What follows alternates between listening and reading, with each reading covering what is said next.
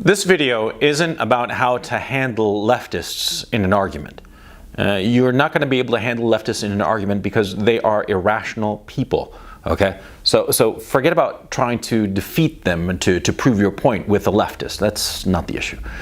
The issue of this video is how to handle them in your everyday life, how to manage these people in your everyday life, in your business, in your social life, your romantic life, classes, bosses, whatever. It's how you handle these leftists who are hysterical, they're crazy, and they can hurt you badly.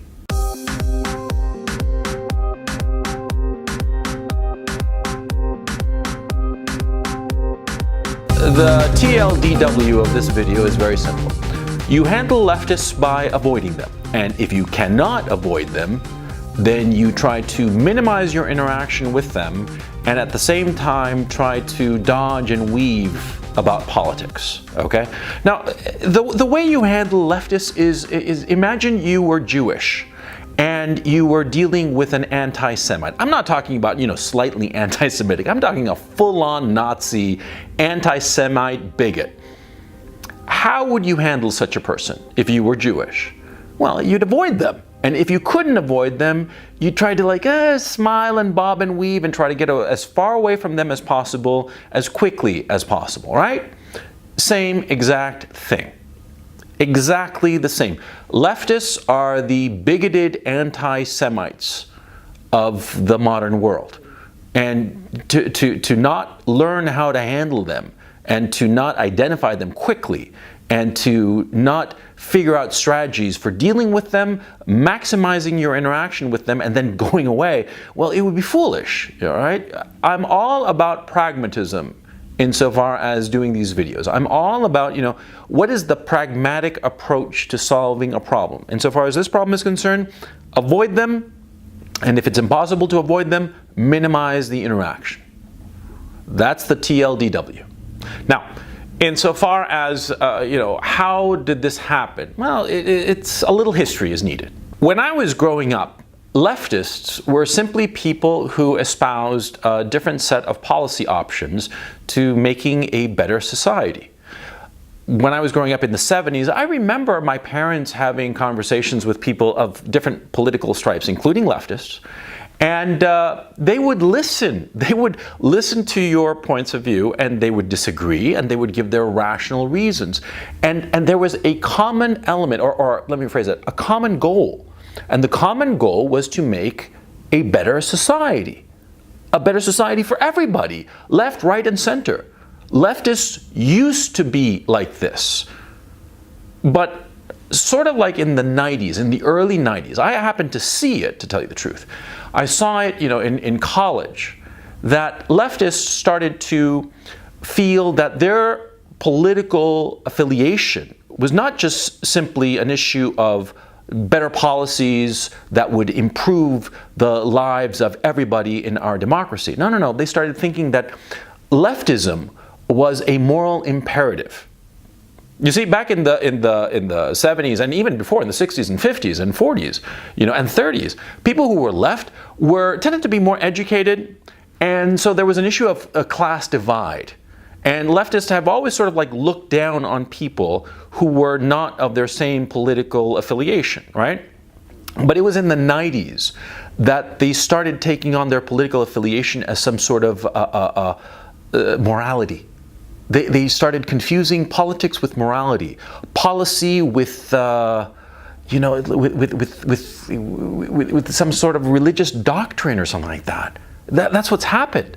See, so before, talking in the 70s and 60s, where before a leftist would be sort of looked down on you if you weren't of their same politics, in the 90s they started looking at you as an immoral person, as somebody who was bad and eventually evil. Today, if you are not an SJW, if you are not a leftist, you're a bad person, and a bad person who has to be, attacked, who has to be hurt. There's the reason that the expression "you shouldn't punch a Nazi" came into existence. The leftists truly believe that somebody who does not believe as they believe is an evil person and who should be stamped out and squashed out. And that's the truth. That's the reality of the situation. And to pretend otherwise, you're just blinding yourself to what is going on today. So you have to handle these people. Now, let's go through the different ways that you handle, the different opportunities in which you are going to be dealing with such people. Now, the easiest is your personal life, your friendships and your romantic partnerships. The easiest thing to do in that case, in your personal life, is just to avoid all leftists. The more to the left, the more SJW they are, the more you want to avoid them. As simple as that, okay? Because they will look at you as a bad person, and in best case scenario, they'll try to convert you. And they'll try to convert you like on moral grounds. Sort of like, wouldn't it be better? Wouldn't you be a better person if you believed as I believe, right? That's the best case scenario. Worst case scenario, they'll just be annoying shitheads, okay? One time I went on a date with this girl, and attractive girl. I took her to a very expensive place, very posh. I mean, really upscale, 5-star all the way. I took her for drinks there. And we started talking, and eventually it rolled around to politics. And she came out as a full-on SJW, social justice warrior, all into social justice and all the rest of it. Now, notice the contradiction here. We were at a 5-star location, extraordinarily posh. Everybody there was dressed to the nines. Everybody obviously had a lot of money. And she wasn't talking about, we have to help the poor people, we shouldn't be here. No. She was happy to be there. She was, excited to be there. She was excited that I was taking her to such a posh and expensive place. But she started, with her politics, and her politics had nothing to do with helping poor people. It was just moral signaling. Very quickly, we realized we were on the opposite side of the political spectrum, and she started insulting me in the most grotesque language imaginable, Now, when I'm in a public place, especially in a nice place, I'm going to behave myself, I'm going to treat people nicely. I'm not going to use foul language or anything of the sort. And this girl, she started using the most atrocious language, qualifying me in the most atrocious terms, that I was just a scumbag and a Nazi and all kinds of stuff, Really, right then and there, in front of everybody. She didn't give a shit. Yeah, fucking crazy, but, well, there you go. So in your personal life, just avoid these people. And you won't have to make much of an effort, because if in your personal life you start spouting a little bit of politics and it comes out that you are not a leftist, you're not an SJW, they'll rapidly avoid you, okay? But if they know if in your personal life you meet such a person and they identify you as not being a leftist, notice, not being a leftist, because it's not that you're far right or even moderate right, it doesn't matter, it's that you're not a leftist, therefore evil, okay? If they identify you as such a person, see, they're going to badmouth you to your entire social circle. They'll say all kinds of nasty things. They will lie about you. Oh yeah. They will lie and say things that are objectively not true about you in an effort to disqualify you socially. Yeah, absolutely. So you won't have to worry about these leftists in your private life, in your social life. But you do have to take care that they don't say shit about you to your other friends. And, just lie about you in an effort to make you look as bad as possible, to make you look evil. Because one of the important things about these people is that they do not believe in objective truth. So they are more than willing to lie about you and say the most despicable lies about you because, well, you're a Nazi. You're not a leftist. You're not a good SJW. See? So be careful, even in your private life, even if these people seem completely detached from your business or your place of employment, or maybe you're going to college and your professors or what have you. You be very careful with these people, because if they see the opportunity to hurt you, they will take that opportunity to hurt you. Okay? Okay. Now, insofar as your business is concerned, suppose you have a business and you have some client or some rep who buys your product and they're SJW, just avoid the topic. And whenever they say anything political, you just like nod along. You just nod along and like, oh yeah, you're absolutely right. Again, just as if you were Jewish and you were dealing with an anti-Semitic customer.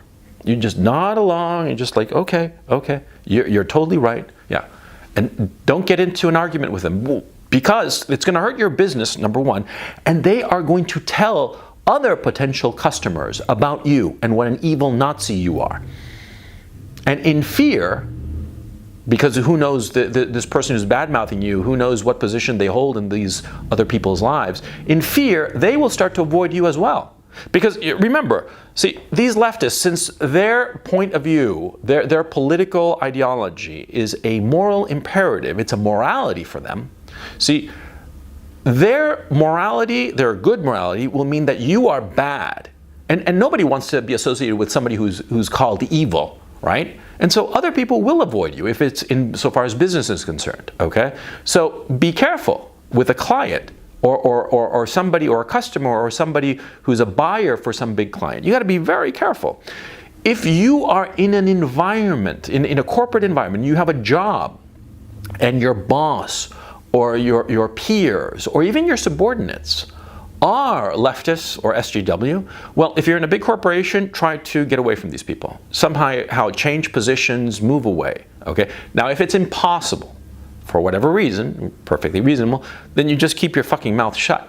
Your mouth shut and your head down. And your spirits up and your CV up to date, okay?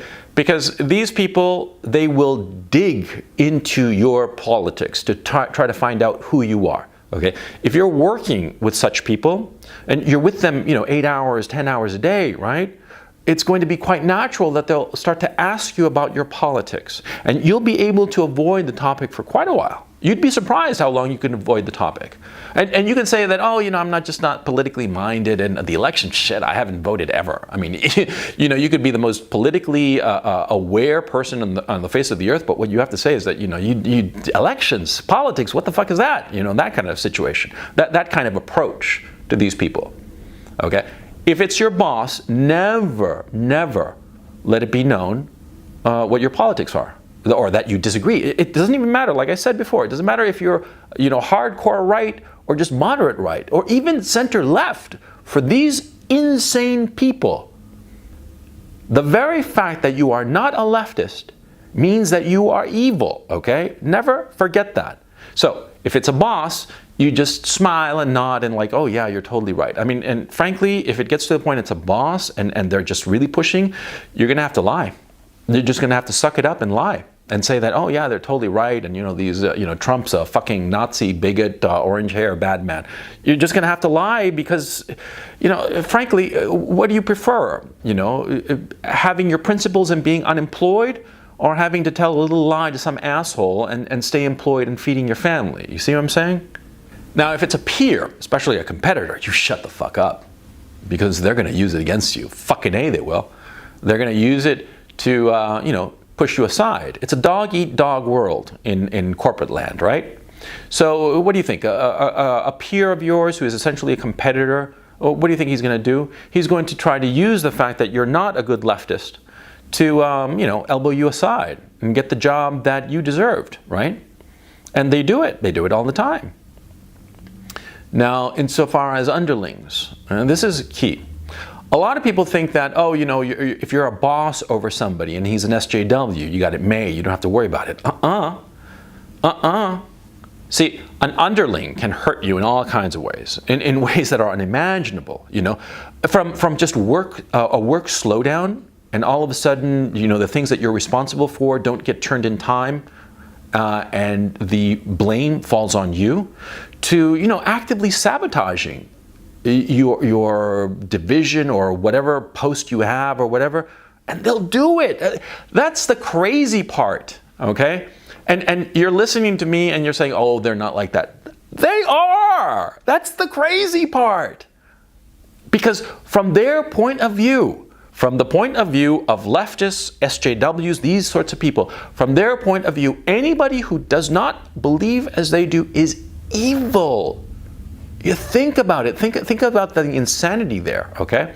As to how this came about, that's another conversation, a long conversation, right? But you have to understand their mentality, see? If you have an underling who is a hardcore leftist SJW, they will try to undercut you, undermine you, because from their point of view, they are resisting your evil.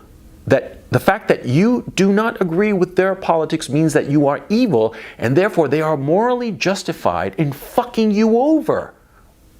Do you want that? Do you want to be fucked over by an underling? Yes, no, maybe? Come on, okay? If you have an underling that you identify as an SJW or a leftist, you gotta fire that fucker. Fire them. Don't hesitate. Just it doesn't matter why. Just find something, some excuse, whatever is necessary to get rid of them. You want to get rid of them as quickly as possible. You do not want such people under you, because in time they will hurt you. They will hurt you badly and on purpose, and they will feel glad to hurt you. Okay? So you get rid of them. The second you have the chance to get rid of them. Because sometimes, you know, you're in a corporate job, for instance, and you have an underling that is sort of like put in there, and you can't really get rid of them because for whatever reasons, right? You got to find a way. You've got to find any little thing that they fucked up, any little problem that they didn't do, whatever, and say that's the reason that this fucker has to get fired, or at least transferred to another division, or just away from you, okay? If you don't get rid of them, they will wind up getting rid of you, okay? Okay. Now, here's the crazy thing about all of these leftists and such. See, like a customer of yours, or a boss of yours, or an underling, right? They will try to hurt you even if it hurts them, even if it hurts their best interests. Which sounds crazy, which is objectively insane, but they will. It's irrational because they are irrational. They are irrational people who, for various very complicated reasons, have been indoctrinated into an ideology that is more like a religion. See, for leftists, for SJWs, the notion of white privilege is basically the same as original sin.